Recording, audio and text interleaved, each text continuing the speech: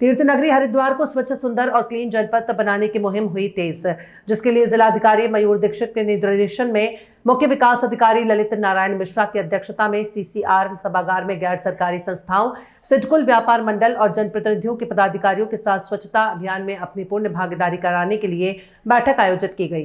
बैठक में मुख्य विकास अधिकारी ने उपस्थित अधिकारियों से कहा कि मुख्यमंत्री की अपेक्षा के अनुसार तीर्थनगरी हरिद्वार को उत्तराखंड राज्य का ही नहीं पूरे भारत का सुंदर और स्वच्छ जनपद बनाना है, जिसके लिए सभी का सहयोग अपेक्षित है।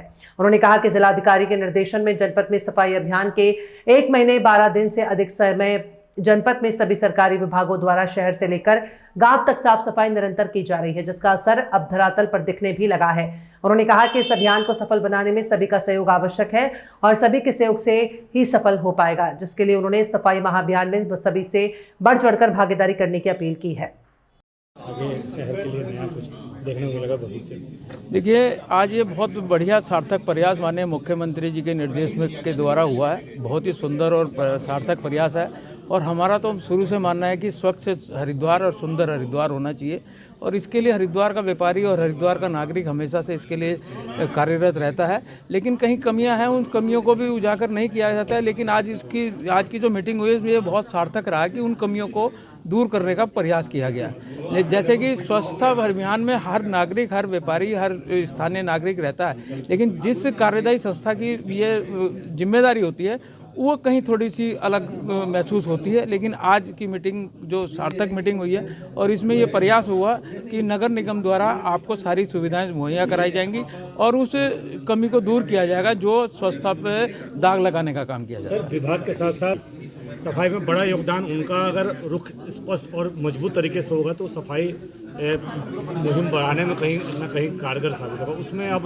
व्यापारी संगठनों का और व्यापारियों की ओर से किस तरह सपोर्ट? देखिए, इसमें बहुत स्पष्ट है कि हम लोग जागरूक अभियान चला रहे हैं। जगह जगह बैनर, जगह जगह होर्डिंग्स लगाएंगे, पंपलेट बांटेंगे और बड़े बड़े जहां पब्लिक यात्री, तीर्थ यात्री आता है, उनका जमावड़ा होता है, उस जगह हम होर्डिंग लगाने का काम करेंगे और निवेदन के साथ कहेंगे कि हरिद्वार को स्वच्छ बनाएं और हरिद्वार में कूड़ा इत्यादि डस्टबिन में डालें, अन्यथा इसको ऐसी जगह ना डालें जहाँ पर कूड़ा फैले।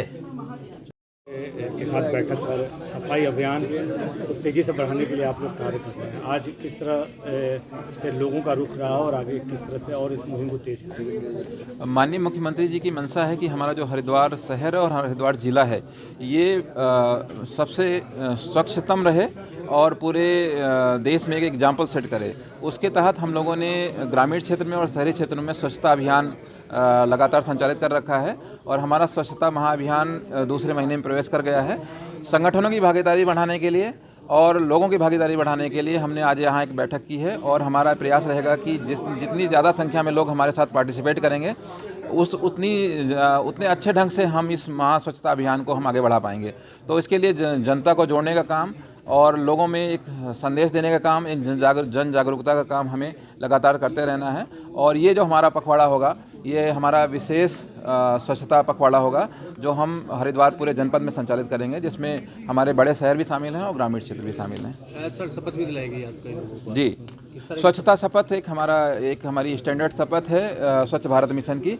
उस शपथ को हम यहाँ भी दिला रहे हैं और हम जितनी भी हमारे न्याय पंचायत में शिविर हो रहे हैं वहाँ जो भी लोग आ रहे हैं और हर कार्यक्रम में जो भी हमारे सरकारी कार्यक्रम हो रहे हैं या हमारे जो आउटरीच के कार्यक्रम हो रहे हैं, जैसे न्याय पंचायत में जो जन जन की सरकार जन जन के द्वार शिविर चल रहा है, उसमें भी हम स्वच्छता शपथ लगातार दिला रहे हैं। इससे अलग सर